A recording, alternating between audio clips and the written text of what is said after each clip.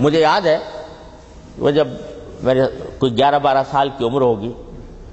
تو حضرت والد ماجد، میرے والد ماجد حضرت مولانا مفتی محمد شفیع صاحب رحمۃ اللہ علیہ حج کے لیے تشریف لے گئے تھے۔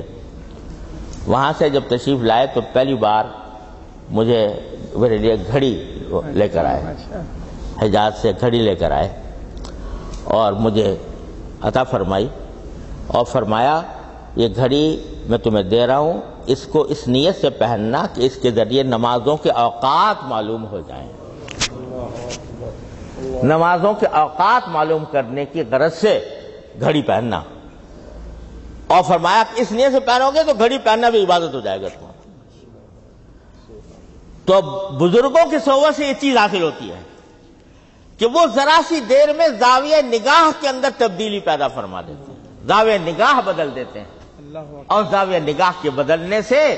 زمین و آسمان کا فرق واقع ہو جاتا ہے۔ ایک عمل جو بے وزن تھا